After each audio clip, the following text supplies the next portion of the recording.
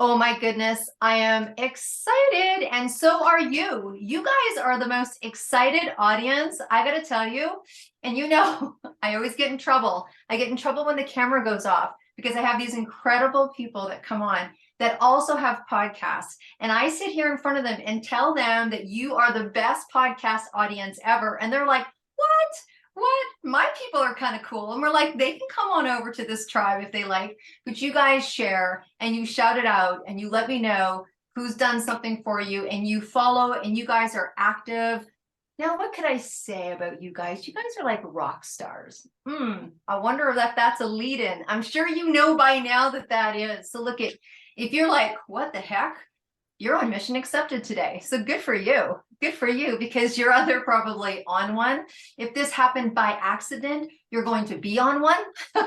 We know that's how the universe, it's like universe is telling you a little something. There might be something inside. So maybe this is going to help you make that decision to join the cray cray. Okay, so I have Butta B-Rocka. Okay, I was like, I got to make sure I say that right. Butta B-Rocka on with us today, and she absolutely is a rock star. So if you want to expand your rock star ability, you are in the right house today. This woman is an executive film director, producer, writer, and international recording artist. She has some things that she's going to share today that surprised her in her career. And we want to hear all about what you're doing, what you're currently working on, how you got there. Thank you so much for coming on to Mission Accepted today. Thank you for having me. I truly appreciate it. Absolutely, absolutely. So, like, you guys have been hearing me talk a little bit for a little while and a little while longer about this incredible 262 project where we have, thank you, attracted and connected with incredible women to join the 262 project, which is a global project of solidarity, celebrating and helping us remember about International Women's Day. And this incredible woman is going to be speaking in December. She's also going to be speaking again when we get into 2024, and she is also in the book. So you get to see and hear, and she's got some events that go on. There's nothing wrong with taking that book and getting her to sign it live. That's what I would do if I was you. But enough about that. Let's talk about, you took a mission. How did it come to you? What did you always know? Like, tell us the beginning of how this started for you. Oh man, it started in church. It started with music. Music has always been a part of my life, and I got the bug very quickly when I saw Diana Ross on TV when I was a little kid, and I knew then that that's something that I wanted to aspire to do one day. And then I started professionally at age 13, touring. We started working with Usher, coming back and forth to Atlanta, Georgia. We was working with Bobby Brown's camp. My mom was our manager. And I mean, it just really took off. I came from the era of artist development where you had the dance moves, everything was precise, and everything. And we came out swinging. I mean, you would start off in the different talent shows, and of course, as you're new, you're not gonna win. So but what you do is you go back, you look at the videos. We was using cassette tapes in those times, and VCRs and stuff, and you would look at the footage of what you was doing and what you need to do and how you could correct it and everything. So at a very early age, I learned about plan, do, and review. You look at what you plan ahead, you review it, and you do it. So it was, it's been an amazing journey of music and now films. It's just been an amazing journey altogether. So let's talk about that, because you say that you started when you're 13, and yes, I have a son who announced to me at 12 that he was a sneakerhead and a hype beast. I'm like, what are you doing online? And then I soon found out that is all in the clothing sector, right? And so at 15, he sat me down and he's like, I'm doing this. So let's start. You had a mom at 13, you just said, that was kind of sounds like acting like I call them Momagers, so she was like your mom and your manager. And so tell us a little bit about what that was like, because that is unusual maybe for a certain generation, but it's not so unusual now, right? Yeah. So yeah. what was that about? What was that like, having your mom be your You know, momager? that was the best feeling. My mom has been my biggest supporter, and I can really say that I'm blessed because I've had a mom that anything, she's always told me anything that I can conjure up in my mind, if I can see it, then I can do it. And so I always look at, if you get those visions, those are your blueprints, to what you can achieve. And so she's always been the cheerleader on the side, like, yep, if you see it in your brain, let's go for it.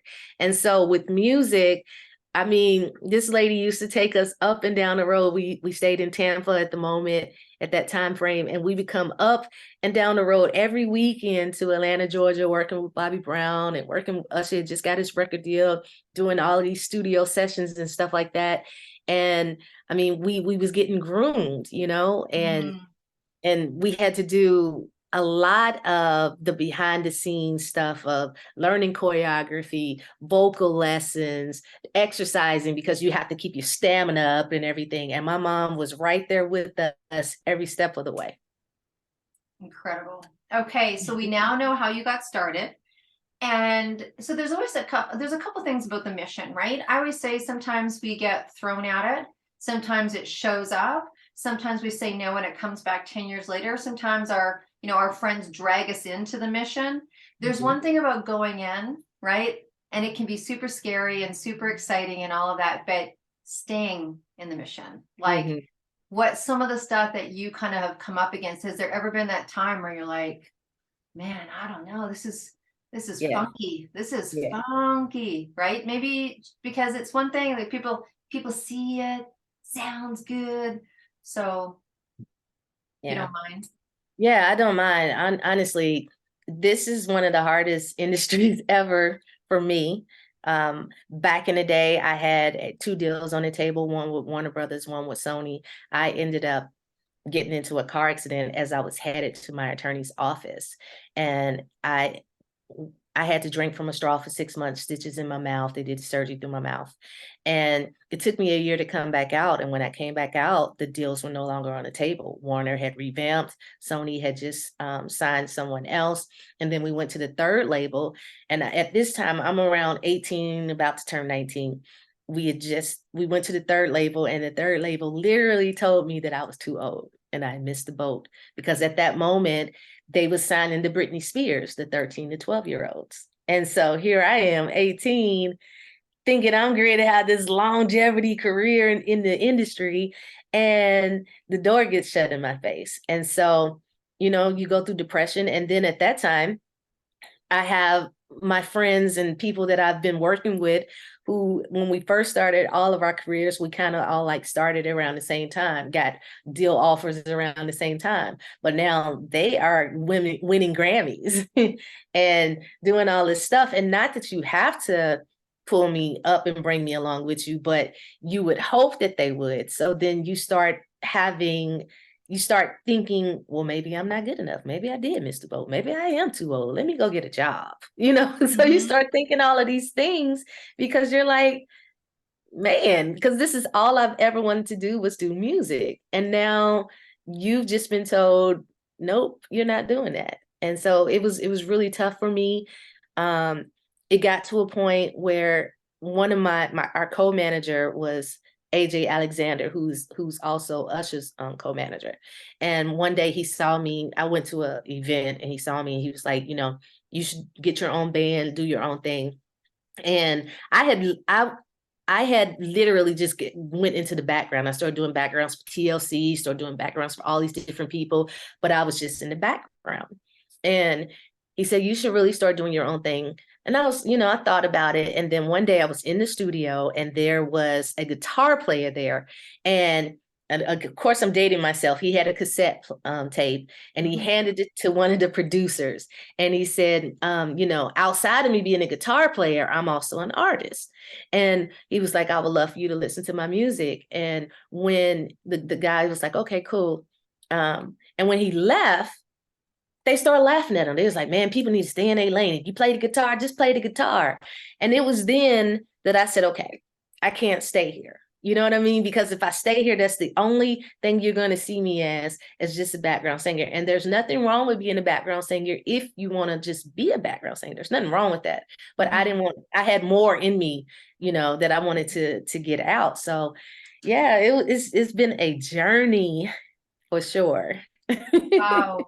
Well, look, thanks for sharing that story because it's that stuff, and no one, unless you were in that industry, would understand that experience on the inside without hearing it. And I think that many times we come up against strain or stress or experiences that happen or accidents that happen or that delay us, and that one incident kind of change things. And it's not about what you do, it's about how you come back from what you do.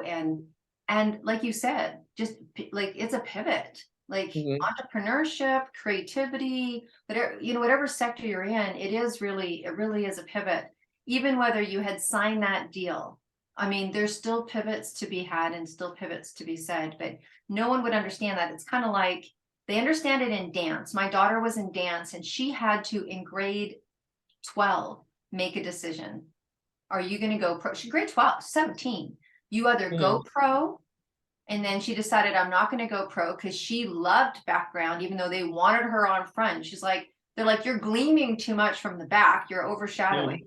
She's like, I like that. I want to do this. And then she was like, but I also want to be a lawyer for the UN.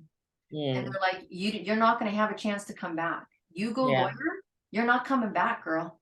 And she's like, I'm 17. They're like, you're not coming back. And so she went to be a lawyer. And then she decided to change and go into something else, but she wasn't going back.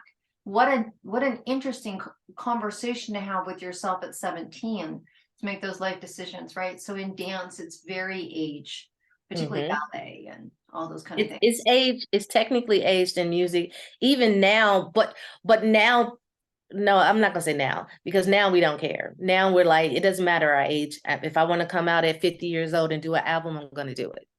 So yeah. Very cool. Very cool. So you talk about directing, you talk about producing. Take us down that road a little bit. Okay, so I ended up leaving corporate in 2007 to pursue music full time. I have toured the world working with from Janet Jackson, Akon, TLC, Zach Brown, Collective. So all these people, all these different countries I've been touring, right? And then another setback happened. 2019, I was getting ready for a show. I was here in Atlanta, but I was getting ready to go overseas to Qatar. And torn meniscus, torn ACL, dislocated my shoulder. I fell, tried to catch the fall, and hence all of the different things that I just mentioned happened. And I still had to go to Vegas. I had to go to LA for a show. I had to go to Mexico and Chile. By the time I came back from Chile, it went from it being a partial tear, which would have only been a 6-week recovery time. It ended up being a full tear, which was a year recovery time. So I had to pivot again. Did not expect it or didn't see this coming. As an artist, you don't have a backup plan. You can't take time off to and get paid for it, because you hurt, because you're sick. There's no B plan. And so I ended up having to pivot. But what was crazy about that moment is when I went to LA to perform, that was the time that I performed with Les Brown, Wesley Snipes, Will Ferrell, and all these other big stars, right? And from that incident, me and Les exchanged phone numbers. I was at the breakfast area, and I listened to him all the time. And I was at this breakfast, and it just so happened my show was going to be that day. And I had came in early. I flew in earlier that Thursday, and my show wasn't until Sunday. So you're networking with different people and all the other speakers and everything.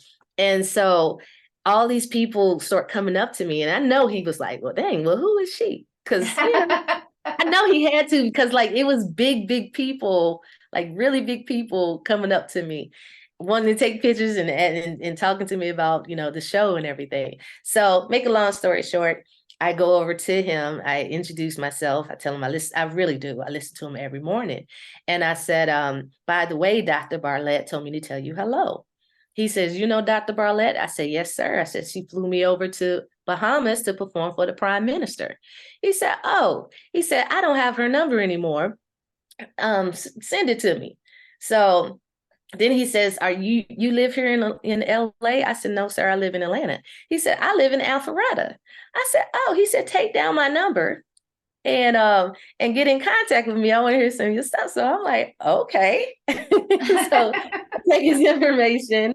And as I'm walking to my seat, I really did. I accidentally called him. I didn't realize I pushed the number, right? So now fast forward, I'm in my room getting ready, trying to calm myself, calm my nerves, because this is a big night for me, right? And he calls me on the phone and I said, oh, I am so sorry. He said, hello, this is Les Brown. I said, oh, I'm so sorry, Mr. Brown. I said, I called you by accident. He said, well, you called me by accident, but I'm calling you on purpose. And he said, I love that. I did too. It was really cool. He said, are you in the hotel? I said, yes, sir. They put me up in the hotel. He says, well, I'm in the hotel too. I want you to come to my room. I want you to meet my daughter. I want her to make some dresses for you. So I go meet his daughter, meet his team and everything. We exchange information and his daughter makes me some dresses. I mean, it became a whole big thing. So now fast forward, I got to have this surgery because I didn't tell anybody there that I was hurt, because you still got to perform. You know what I mean? So usually I would wear heels, but I had to wear flats, but I wore some really cute, flashy, and I had on long dresses. And what I would do is I would get to the locations early so nobody could see me walk. So I didn't do the red carpet because I was in so much pain. No lie. I was in so much pain, but I did the show. And afterwards we started contacting each other. And so now fast forward, it's time for my knee surgery. And I woke up to them saying, hey, it's going to be a year for your knee and your recovery time and all this type of stuff. I end up having to do 3 times a week physical therapy. It took me 3 months walking with a walker, 2 months on a cane. But when I got home from hearing that, I was going to bed and I start crying, and he called me on the phone and he says, I know that you feel like this is a setback, but this is a setup for something greater.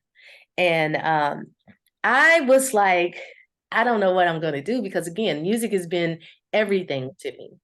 And so what ended up happening is I wrote a book. My book became an Amazon bestseller in 7 hours. Started a podcast not a podcast. I started a magazine company with my boys called Defiant One's Teen Magazine. Then we started each of our podcasts. And I mean, just things just start rolling. I didn't expect any of this. And then 2020 hits. I got released to be able to go back on tour. I was ready to head to Africa. And now it's COVID, right? So now I'm really sitting there like, okay, but I'm a creative being. I have to create things. And so I always wanted to write a film. I had wrote a play before. I had 6 national recording artists in my play. But I never did a film. And I started writing. I ended up writing 13 episodes, was going to turn into a web series. But then I found out how much it was going to cost to do the web series. And I said, okay, I'm gonna have to do a feature film instead.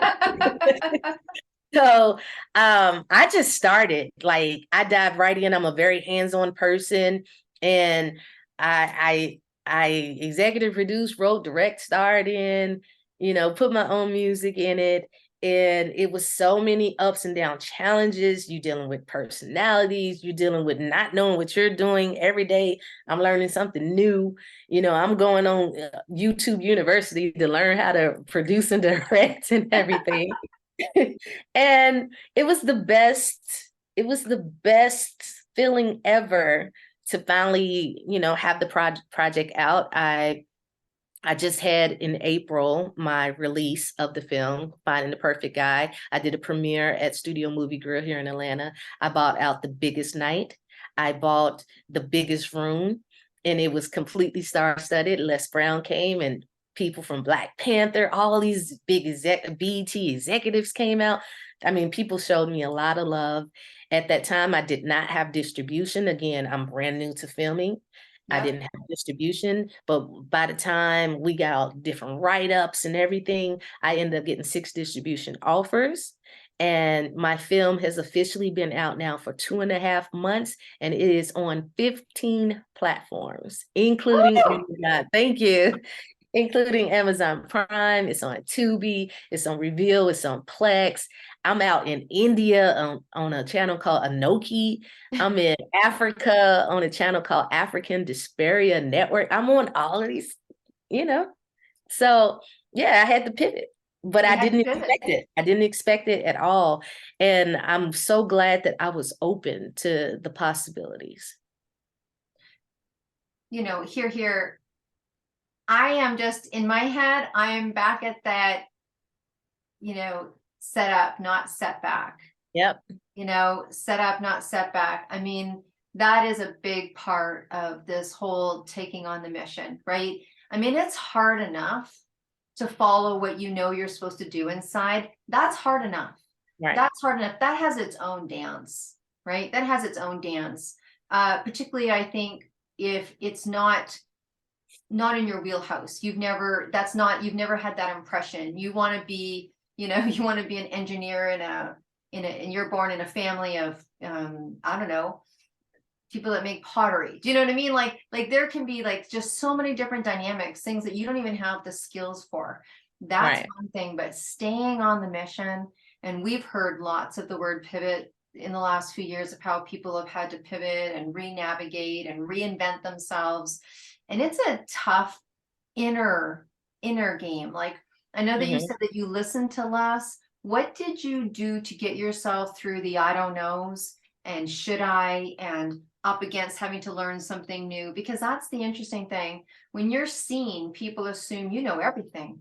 Right. You know, Right. you're a celebrity, so you know everything about being a celebrity. Mhm. Sometimes you're like, no, I don't know about that, right? Yeah. So what Yeah. do you do personally inside to keep that fire burning? To keep that fire burning for me, I do a lot of self-help books. I listen to a lot of people's stories, and listen to the Tony Robbins and Eric Thomas, and I listen to all these different people to stay motivated. You know, it's the Steve Harvey story, all of these stories, they help me to Mhm. pick up the pieces, because sometimes you'll get in your head and think that you're alone and think that no one else is going through this. And then we might not be going through the exact same thing, but we all are going through things. We all have struggles. We all have different things. And you're right. What I notice is, you know, because I've worked with all these people, and people see me on all these shows, and, you know, on all these platforms, they think that like we don't go through things as well. Yeah, And we do. We do. It's just harder to talk about. it is harder to talk about, right? Mhm. It is Mhm. harder to talk about. And I think that's really important to acknowledge and recognize, because sometimes it can be the thing that stops you from reaching out as well. Right? It's like, I can't be there. I can't be there. And finding that really inner circle, you know, that Yep. place people do masterminding, or they have the private circles of those people that they can really say, oh, by the way, you know, no, and get their support from. Wow. Well, congratulations. Like, really, Thank you. congratulations. That's incredible news, and that's incredible success. So, um, I imagine that you and Les are friends now. Yes, what ended up happening, you know, because I had to take that whole year off Yeah. and everything. One day he was like, you know, you should come work for me. I said, I ain't worked for nobody in a long time. I don't know about that. And I said, but I can help you. And he says, well, I understand that. And so I would go over there, and for 8 months, I got him on StreamYard. I used to do all his videos and editing, and you know, I'm sharp with it. I have a degree in computer information systems, and also a degree in marketing and PR. So, you know, I'm fluent with a few things. So, you know, we got to work, but I got to see him in the light of doing so many things, and he started working with me, started working with my boys, with speaking and different things like that. So it was really cool. That's very cool. So, I mean, I don't know to ask this question now, whether what you're working on currently is this incredible film that's getting picked up from stations everywhere. But is that what you're currently working on right now? Is there something else that you're doing? So the film, oh, and I didn't say the name of my film. My film is called Finding the Perfect Guy. It's a romantic comedy that is out and it is available everywhere. But Okay. what I'm currently working on, as it's going through the circuits now, and it's, like I said, it just got out. So we're in the marketing stage of, keeping the word out there so more and more people can see it, right? So in the meantime, I have 7 other IPs. I've started writing on 2 of them. And I also just started BBR Indie Films because, of course, I'm now doing films. So, of course, I started my own production company. Oh, So, oh, BBR, I get it. Okay, hello. right, I right. was like BBR. I was actually thinking BBR, BBR, BBR. I was like, of course it's BBR. All Right. right, Right. great. So I have BBR Media Group, and within that, my event is called BBR Indie Films. And so we just had our very first screening where I am highlighting other filmmakers and their films. And so, because the best feeling in the world is to have your film on the big screen in the movie theater. You know what I mean?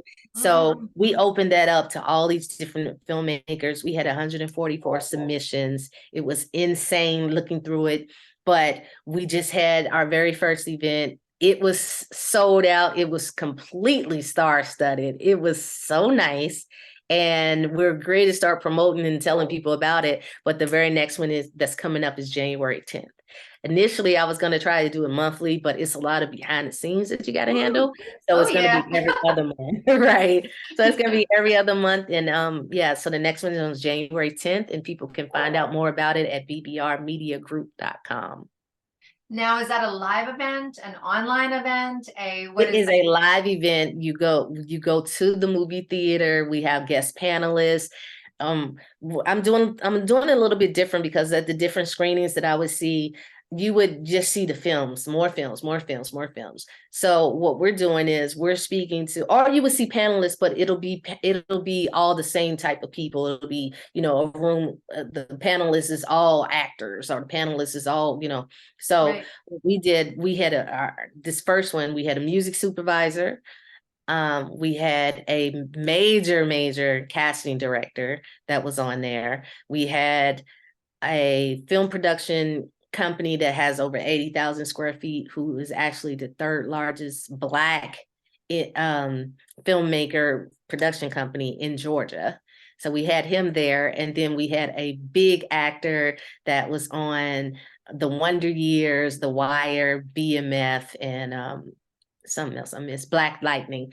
So we had them to give different perspectives, but I didn't want to just talk about the stuff that we already know. We trying to figure out how we get cast. I'm asking the real questions that, Yeah. that I'm thinking about, and I know these people are thinking about too. It's cute to be like, oh, you did this and you did this, you did this film. No, how did you get on this film? Who are you going through to distribution? Because this is what I need to know. Yeah. All right. All right. So if someone has a film Mhm, and they want that, those are the people that you're wanting to hear from. Those are the people that are submitting. They're like, I've got a film. I need to know how to get it to here to here. Okay. mhm, So then they contacting BBR and seeing mhm. if Now there's we are accepting, let me make sure I say this. We are accepting short films because we can't sit there and look at 12 film, for an hour. Your films are like an hour. Feature films are like an hour and 30 minutes. You can't look at all of those. no, no, You no. get through 2 films only. So we're accepting short films up to 20 minutes. And they can go to BBR Media Group for more information. Wow. What a pivot. Not, hey, my knee was up here and I couldn't walk and, decided to write a book and then get back into what a pivot.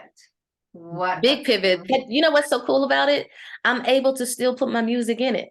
So that's what's even more.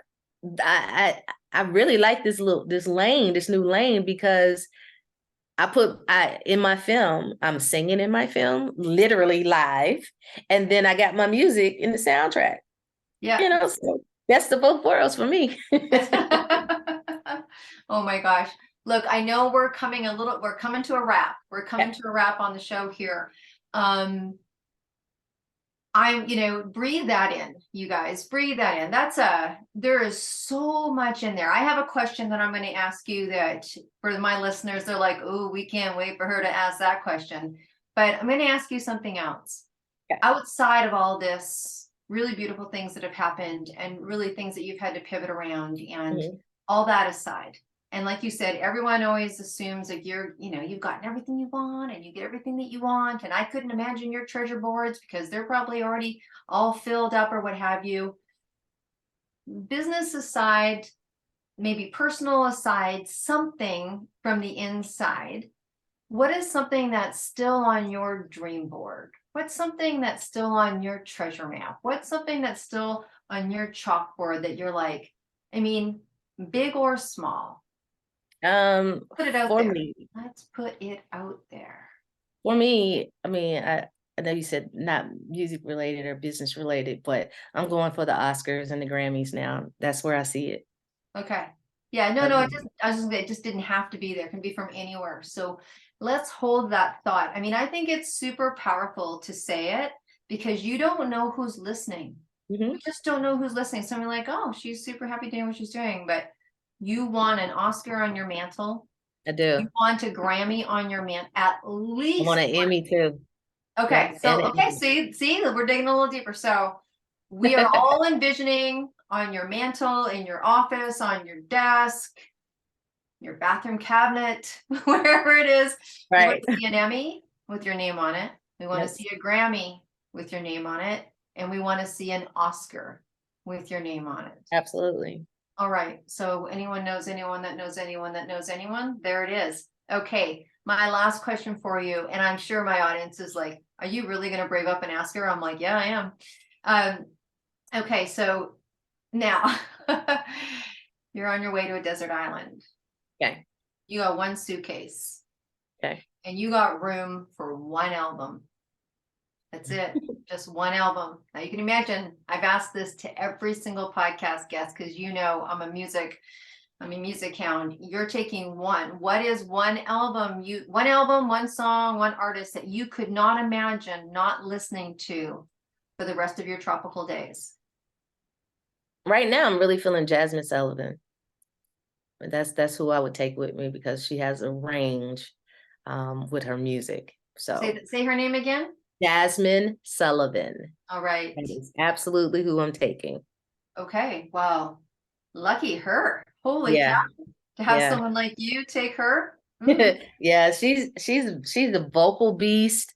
Her, she does alphabets with the way she sings so effortlessly, her notes and her writing is extreme and she can flip different styles. So she's who I would take. All right. My son would love that. So let's just do the hashtag vocal beast. There's a hashtag I haven't seen yet before. So yay. What an amazing experience to have with you today. And look, you guys know what to do. So please just, again, say where people can go find you. Okay. You can find me everywhere at Butta B-Rocka. That's BUTTA B-ROCKA. Butta B-Rocka. I am on all platforms under that name. You can also find my film information at BBR Media Group. Perfect. And of course, as always, it's in the show notes. We thank you so much for being with us today. And look, audience, we thank you as well. As you know, you're so important to us. And I just kind of want to leave it that if anyone out there sees themselves sitting in the studio with us, sharing their story, their pivot, you know where to reach. This is not difficult. It's deb@debdrummond.com. You can go to debdrummond.com and you can find all sorts of cool and funky things. And here it is. Go to the event page or just send out a message. I want to know when this incredible woman is speaking on the 262 Summit. We have over 200 women sharing their inspiration, information, stories. It's incredible. And it is for women and those that support women. So get on the show. Thank you so much for being with us today. Thank you guys. And until we see you again, which will be next week, you be well and stay groovy. Bye for now. Bye. Thank you so much for having me on your platform. Absolutely.